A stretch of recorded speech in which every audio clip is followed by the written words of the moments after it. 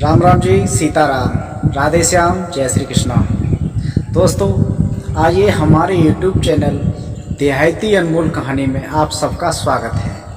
दोस्तों, आइए हम आपको एक कहानी लेके आ रहे हैं। आपको मालूम है प्रमोद आपके लिए हर रोज़ नई कहानी व लीला लेके आता रहता है। तो आप सबसे कहूँगा, मेरे भाई इस दास को भी कभी कभी सपोर्ट कर लिया करो। मेरे भाई जी, आपके लिए दास नई रोज़ हर रोज़ वीडियो लेके आता है। आपके लिए मैं मेहनत करता हूँ। अब मैं आज हमारी कथा शुरुआत है, उसमें आज आया था तो वहाँ पर मुझे जगह नहीं मिली, तो मैं जंगल में आकर के एक वीडियो बना रहा हूँ। सिर्फ ये कहानी का रहस्य है, जैसा हम करेंगे उसी हिसाब का हमको फल मिलेगा। हम किसी की सहायता करेंगे तो हमको भी सहायता अवश्य मिलेगी। इस कहानी में हम आपको बताएंगे।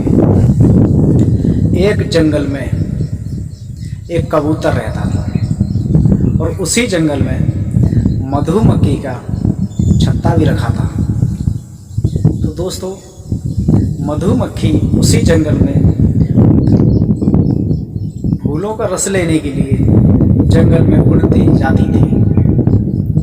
तो एक दिन मधुमक्खी फूलों का रस लेने के लिए लंबी निकल गई दूर। साथियों, तो मधुमक्खी वापस हो रही थी, तो मधुमक्खी उड़ते उड़ते थक गई। तो बीच में एक नदी बह रही थी, नदी बहुत बड़ी थी। तो मधुमक्खी जब थकी तो नदी क्रॉस कर रही थी, तो मधुमक्खी उसी नदी में जाके गिर गई, क्योंकि उसके पंख हार गए, उसमें गिर गई। तो उसी नदी के किनारे वृक्ष खड़ा था, उस पर एक कबूतर बैठा था।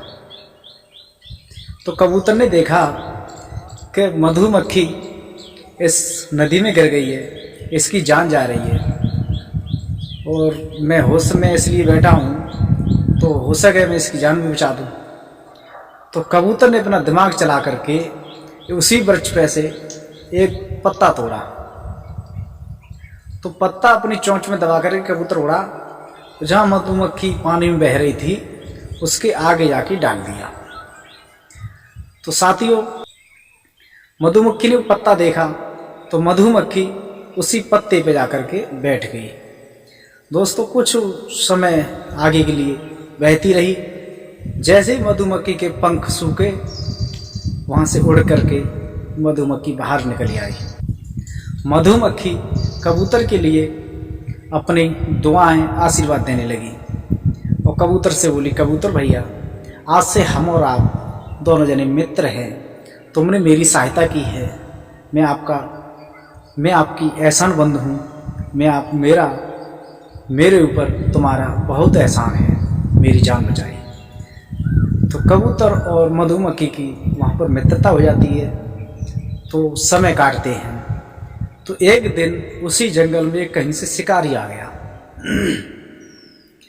तो शिकारी ने देखा तो एक वृक्ष की डाली पर कोई कबूतर बैठा, वही उसने जो मधुमक्खी की जान बचाई थी, वही वाला। तो उस शिकारी ने कबूतर की तरफ अपने धनुष बाण से अपना निशाना लगा लिया कबूतर की साइड। तो मधुमक्खी वहां पर देख रही थी। तो मधुमक्खी ने सोचा, जिसने मेरी जान बचाई और हो सकता है तो मैं इसकी जान बचा दूँ तो कैसा रहेगा।